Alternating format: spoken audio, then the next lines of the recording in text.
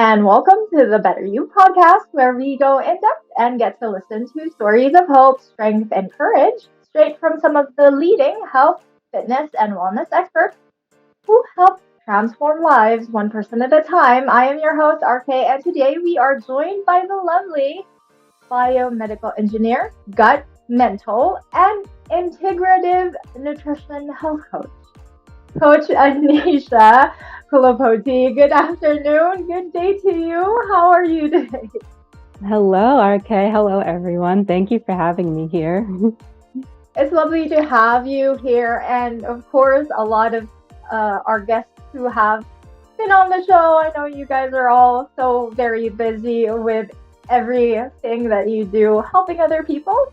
Now, of course, I went through and kind of stalked all the information that I could get from the work that you do. And you do mention that you help people who are weighed down with anxiety and depression, and you use nutrition and lifestyle changes to help them. Now, of course, for everyone who aren't familiar with your work yet, maybe you could tell us or start out our episode today by introducing yourself and how it was that you finally decided this is what I want to do and this is something that I know will really help other people out. Yeah. So I come from a heavily science and engineering background. I went to school for biomedical engineering and I continued in that work for quite a while. How that has carried over now into my career switch is that I am very biology and science oriented. Like, I'm not into diets or any of the fads or trends or anything like that. I believe in personalized care and personalized plans to make sure everyone feels their best. So I was doing the research side of engineering, and while I really enjoyed that, I didn't feel like I was helping people directly. Like, I wanted to have more contact actually with people rather than just with the cells in a lab. So I was going through my own health journey at the time too. I always knew that I wanted to be an engineer, but for some reason, as I was getting further into the process, I still wasn't happy. And I was wondering why that was. Like, I went to a great school, I had great friends, on paper, everything was wonderful. So then I thought, why am I still miserable? Why am I depressed and anxious and not feeling like getting out of bed in the morning? And as I started my own health journey, I started very simply just with a course on communication, which led to meditation. And, I think everyone sort of has that one starting point that builds into many other things. And as I was doing that, I was starting to feel amazing. And I was like, if I could do this, then I want to show everyone else that they can too. So totally switched from engineering. Now I am broadly a health and wellness coach, but more specifically an anxiety and depression coach. And I work on fixing your gut microbiome to improve mental health. That's amazing. Like, everybody I've had so far on the show, it just makes me, feel that it's amazing to see these people who experience different life experiences or life stories. And then from those stories, we get to tell ourselves, it's something that I know that I can share with everyone and that everyone can learn from. And so we decide to just help other people and extend that knowledge to everyone. And it just always gets to me. And I always feel really, really happy that a lot of people are deciding to do that. Now, besides, all the science about the whole fitness and health and wellness, I would like to ask you, because these days, plain and simple, a lot of people go online and a lot of people get so much information out there. Is there one particular type of information that you always somehow accidentally get, into and see, and you're just like, no, why are you guys sharing this information, everyone? This is so not True. So, is there a particular myth, maybe, that you would like everyone to know about today and tell them, like, no, don't listen to this. This is not something that will be useful for you guys?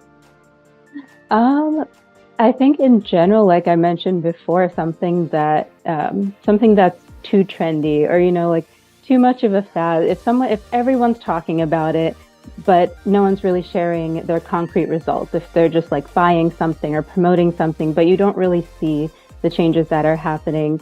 I would even say, this might be controversial, but even like a juice cleanse, I don't really believe in those, because sometimes you may be cleansing out some microbiomes that you do need, or even anything as simple as that. It's got to be highly individualized, like work with someone who can help you do things safely, rather than just buying a product or jumping on the train.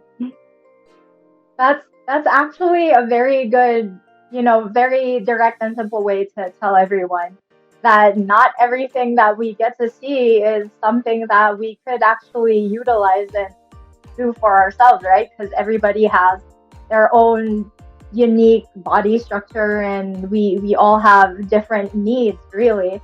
So for you, when you began your journey, has there been people who have become your mentors or have motivated you and inspired you to become the coach that you are today?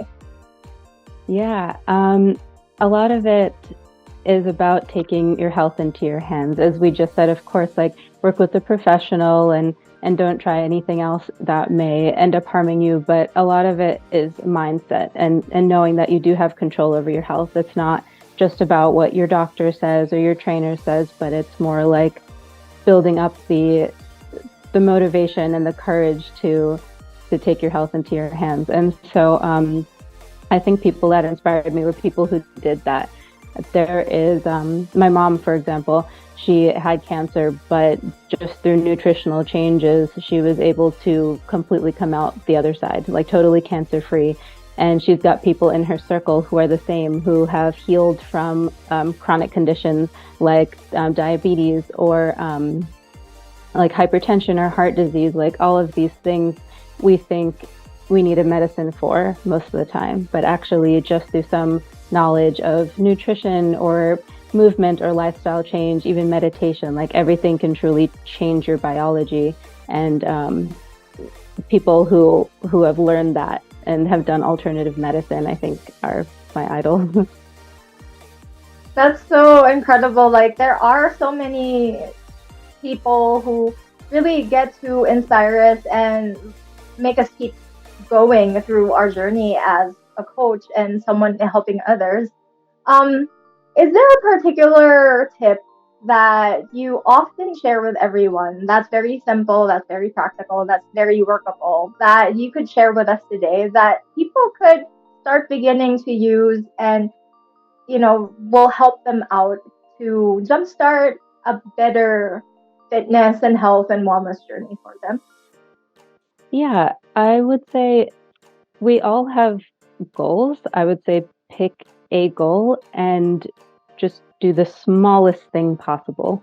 So, for example, if someone wants to lose 10 pounds, I would say first, let's say, lose 1 pound and change one part of your next meal. Like just something so simple, because I think a lot of the time we overwhelm ourselves. We want to do 10 things at once, or we want to reach one large goal, and then we forget all the steps in between.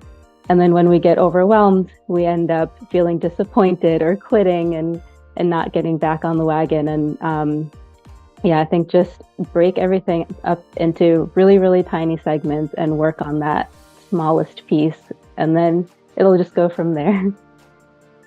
That's absolutely true. And I also am like a fan of that, like doing things one step at a time and doing things, at the simplest first, and then just proceed to the next steps, right? Is there any particular tip maybe or a trick that you often share with your clients in terms of or in connection with nutrition? because these days, there are a lot of, again, information out there for everyone to see. And, there are people who are very, really passionate about, oh, you shouldn't be eating carbs, or, oh, you should, eat meat, or, things that are, shall I say, not really convenient for everyone, but everyone seems to like want to share that information. In terms of nutrition, what's the best tip or trick so far that you have seen to work with just about everyone that you have gotten to coach? Yeah, there are actually a few. So I know that you online, you always say like one fitness plan doesn't work for everyone, right? It's not one size fits all. And that's the same with any sort of like dietary theory. It sounds crazy, but I've been trained in like 85 plus dietary theories, and like I don't really need all of that information because it all comes down to eat from the earth, right? Like incorporate more fresh food into your diet, more local food that has grown in the same air as you and has the same soil that's around you, like being in touch with your earth and having fresh water if you have access to it. So I guess to answer your question more succinctly, I would say more fresh fruit, fresh vegetables, fresh water. If you have access to that, that's always the number one. And if you feel like you're not getting enough of that or you're too full for that, then it's more like replacement, right? Like what snack would you normally reach for that you could replace with maybe even half a fruit? Again, starting very small is better than nothing. That is absolutely like, in terms of nutrition, I'm not really like one to give advice, but there are simple ways for us to really just think of a diet to be something that's like a bit healthier, right? Like you don't just go out there and say, oh, I'm gonna eat like a bunch of McDonald's or KFC or whatever, because we know that's not really good for us, right? So aside from nutrition, you're also a very big proponent of mindset, of self-care. Is there any specific advice that you would like our listeners to know more about when it comes to self-care, when it comes to um, making sure that our mind-body connection becomes better?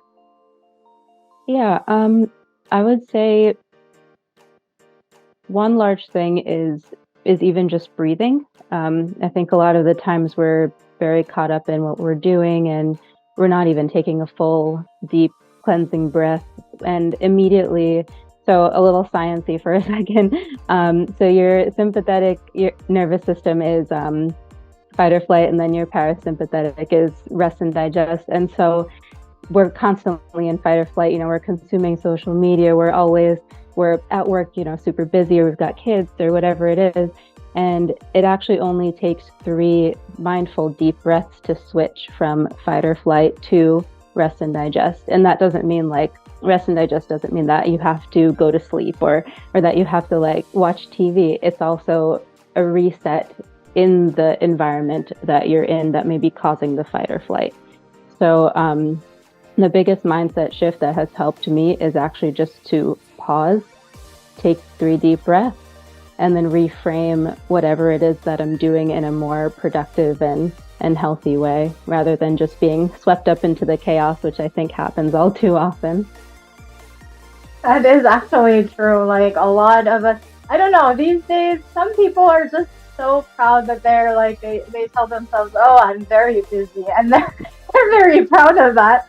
But, inside they're like all so stressed, and they just act as if like nothing's going to happen right in their day, right?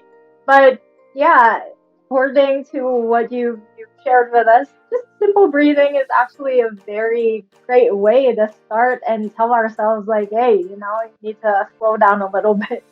So speaking of busy, I'm sure you are a very busy individual as well. How does the whole coaching thing been with you? Like, has there been days where you feel, not really motivating, to say the least. Like, what's probably one of the best ways that you yourself do in order to keep going and to stay motivated? Well, first, I think that motivation it's something that is a little bit overrated. Everyone's like, oh, I'll do that when I have the motivation for it. Or they look at someone super busy and they're like, how are you motivated all the time? But in reality, like, that's so unrealistic to be constantly motivated, or even for 1 minute of every day to be very motivated. So I think it's I always start my day being a little more in touch with myself. Before I get on my phone and do too much, I take a few minutes to journal, meditate, breathe. And, that's not for everyone. I'm not perfect. I started out doing 1 minute of meditation because more than that was overwhelming. So it was all a process. But yeah, there are totally some days where I don't feel like talking to anyone or getting out of bed when I need to. And I think it's just that I truly love sharing information, and the specific information that I know. And I know that it could help people, and just having those few minutes in the morning to reflect on that. Because sometimes in my journal, I may write, I don't feel like doing anything today and I'm not sure why. And as I'm writing, I end up finding out why. So I think whatever form that looks like for anyone, rather than leaping out of bed and rushing off to work, if you have a moment to sit calmly and think about your goals for today or how you're feeling, that makes all the difference. That is absolutely true. And yeah, I should be taking note of that. Wow. Now, so speaking of like getting yourself, in the zone, the work that you share with us has a lot to do with the background that you experience yourself. And today, I'd just like you to share with our audience who get to watch and listen to us. Is there anything specific that you would like to share with everyone who gets to interact with maybe a family member or a friend who has anxiety and depression? Because a lot of people, think that anxiety and depression is just something that you can just brush off and it'll go away. Or, some people advise people like, just get out of the slump and move on, right? So what's the better way for many of us to deal with someone who, or a loved one especially, who goes through depression and anxiety? Yeah, that's a great question. And it's a huge question too. I think one of the things you said where people tell others to just snap out of it, or it won't last forever, just get through it. I think more so meeting them where they're at and treating them with kindness. And also a huge one is also being empowering and telling them that they can change their mindset and their life. And that it may sound overwhelming, but anxiety and depression isn't something that has to define them. Because that is what I had thought for the longest time. Like my entire childhood into my early 20s, I used to like introduce myself to people and be like, hey, I'm Anisha. Sorry about, my social anxiety. I have depression. Like that used to be part of my identity. And I just accepted that it was going to be like that forever until I couldn't. And so when now knowing what I had gone through and I talk to other people who feel the same, I guess my biggest advice would be is let them know that it doesn't last forever. Like it doesn't have to. There are so many avenues that you could take to change that, because you deserve to change that. Everyone deserves to be happy. That is absolutely true. And yeah, what you did share is that a lot of us these days, we should really be a little more, sensitive to other people.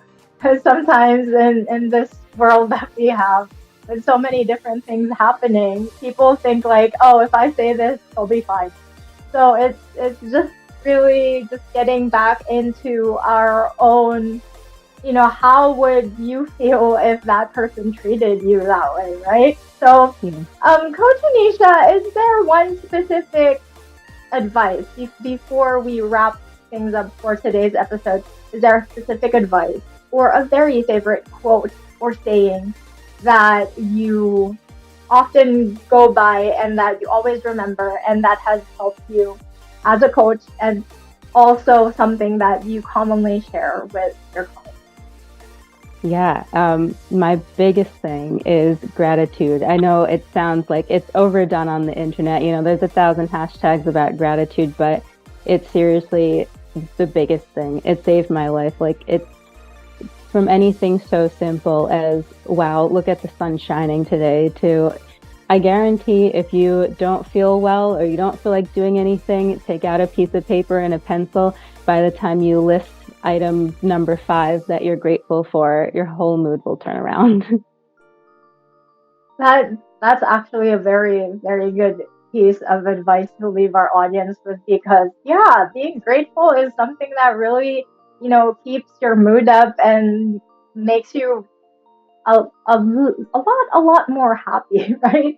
Now, for everyone who is interested with Coach Anisha's work and everything that she shares online, and if you'd like to work with her, I will leave all those wonderful links and details to her work in the description box below. Thank you so much, Coach Anisha, for joining us today, and to everyone watching and listening today, thank you so much for joining us. I'm Coach RKaye, always reminding you to never give up on your movement journey, because it's never too late to move. Bye, guys.